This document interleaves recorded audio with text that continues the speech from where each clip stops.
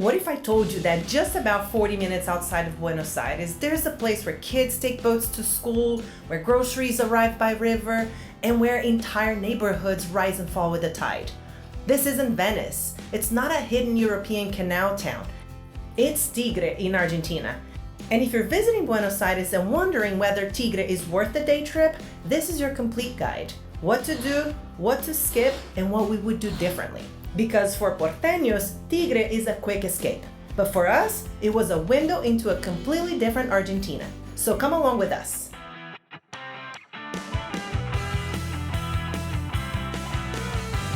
We took an Uber to Tigre from Palermo, where we're staying at. It was about 40 minutes or so. We're spending the day here. We are starting at Puerto de Frutos. Walk around a little bit, it's a busy area. Then we're gonna look for something to eat, and then we'll see where the day will take us. You can also take the train from Retiro station. That will take around an hour, and it's a great budget-friendly option. Either way, if you're searching for the best day trips from Buenos Aires, Tigre should absolutely be at the top of your list. And honestly, we should have left earlier. We went in the afternoon, and Tigre deserves more time than that. So learn from us. Our first stop was Puerto de Frutos, Tigre's most famous market. Originally, this was where fruit and goods arrived by boat from the Delta Islands, unloaded straight from the river into the hands of merchants. Today, it's massive. I mean, way bigger than we expected. What looks like a simple market from the outside unfolds into an entire network of covered walkways, side corridors, open-air stalls, and warehouse-sized showrooms. You can wander for hours and still feel like you haven't seen it all. It's a colorful maze of handmade furniture, leather goods, local art, plants, textiles, home decor, street food, you name it. One minute you're walking past rustic wooden dining tables the size of small boats, the next you're surrounded by woven baskets, linen curtains, and hand-stitched leather bags. It's part design district, part artisan fair, and part treasure hunt. Give yourself at least an hour here, more if you love browsing. And bring cash just in case. Some vendors take cards, but not all. As nomads traveling with small luggages, we had to admire everything with our eyes. But if you have luggage space, you probably leave planning a full home makeover. From there, we slowed things down with lunch at María Luján, right on the river. We started with empanadas, of course, and chorizo, obviously, both delicious. And we both ordered a chicken Caesar salad for our mains, which was pretty underwhelming. Let's just say, stick to the Argentine classics. If you're doing Tigre as a day trip, eating by the water is not optional. It's part of the experience. After lunch, we walked along Paseo Victorica, Tigre's riverside promenade. Laid back, scenic, effortlessly charming. We happened to be there when the tide was high and the water was coming up over the edges. Kids were playing in it, laughing, splashing. It almost looked like the town was gently flooding. But here, that's normal. Life moves with the river. And this is something you noticed in Tigre. Everything feels connected to the water. This area is super pleasant. There are like so many people here hanging out, just sitting at the tables, having a drink or eating. The water is right over here and the boats are just cruising through. It's a beautiful day, very breezy as you can tell. Hot, sunny, perfect, Instagrammable day. And we're loving it here. This is kind of where the big city and the jungle fall in love and you get all this different vibe.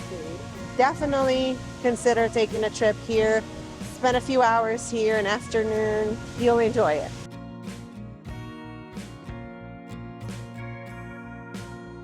Just a little further down Paseo Victorica, near the Museo de Arte Tigre, we stumbled onto an open stretch of green lined with country flags waving above the river. Families sitting in circles, friends sharing mate, couples leaning into each other, all gathered to watch the boats drift by and waiting for the sunset. It wasn't a landmark to check off your list, it was a feeling. And if you're visiting Tigre, don't just pass through this area. Sit, stay a while, let the river set the pace. So full disclosure, I wasn't gonna necessarily come here. Everything I was seeing online, I was like, not really sure.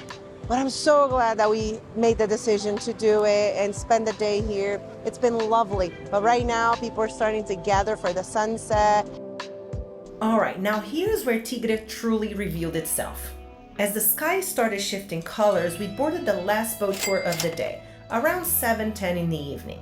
And this is the moment. For the next hour to hour and a half, we drifted through Tigre Delta. And in our opinion, it's the highlight of the day trip here. You cannot understand Tigre from land alone. You understand Tigre from the water.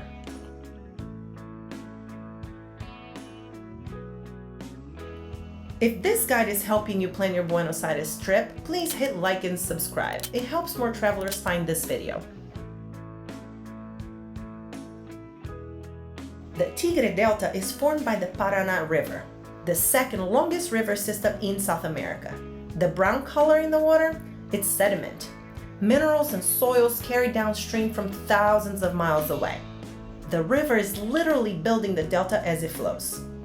Indigenous communities lived here long before European settlement, navigating these waterways with ease. In the late 1800s and early 1900s, Tigre became a luxury retreat for Buenos Aires elite. Grand estates, rowing clubs, a unique architecture, summer homes built along the water. Today, thousands of people still live here full-time. Kids take boats to school, groceries arrive by river, mail, ambulances, daily life, it all floats. This isn't a postcard version of Argentina. It's a working, breathing ecosystem built on water. At certain points with the tide high, everything looked submerged. Docks nearly underwater, yards blending into the river. It feels like the line between land and water doesn't really exist here. The river decides.